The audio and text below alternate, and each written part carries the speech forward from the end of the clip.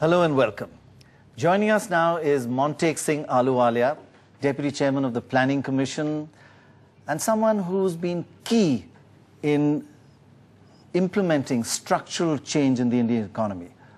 By that I mean going back to 1991, that huge revolutionary change in Indian economic policy, and many other policy measures since then. Now, Deputy Chairman of the Planning Commission. Montek, thanks very much for joining us.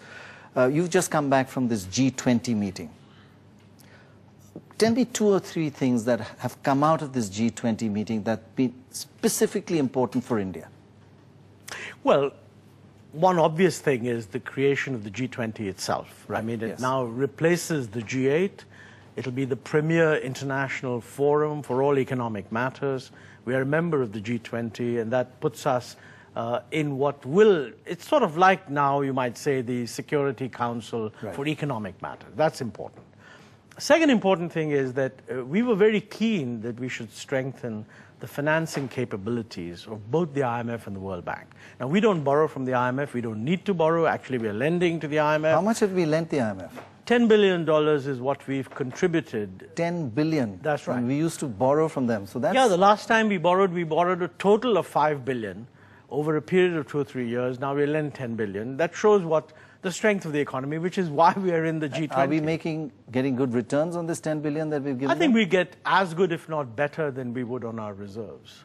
Which is not saying much, but we shall come to that in a short I know, while. but if you want high-quality assets, because this contribution is actually Riskless liquid assets, in the sense that if you ever need it, you can take it right back. At any time. And that basically means the IMF is managing this money more or less the way you would manage your reserves. Okay.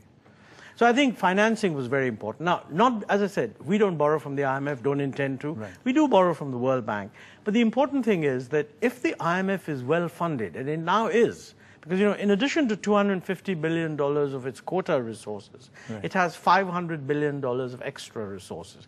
This increases the global economy's confidence about how developing countries are going to move, and that helps a restoration of normalcy.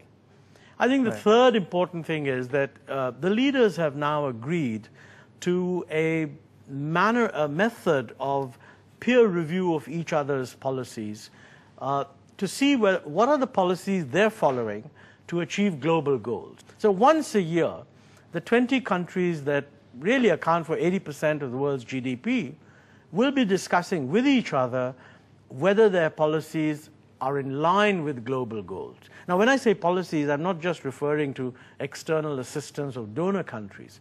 It's going to be global balancing. Are the surplus countries doing enough to generate demand? Are trade policies sufficiently open? Is there hidden protectionism? Now, we are very concerned that, you know, in a period of global slowdown, there's a tendency for protectionist pressures to rise. The fact that all these leaders are going to be around the table subscribing to the idea that trade is very important for developing countries gives us a forum to point the finger at anyone who resorts to excessive protectionism. Tubar.com,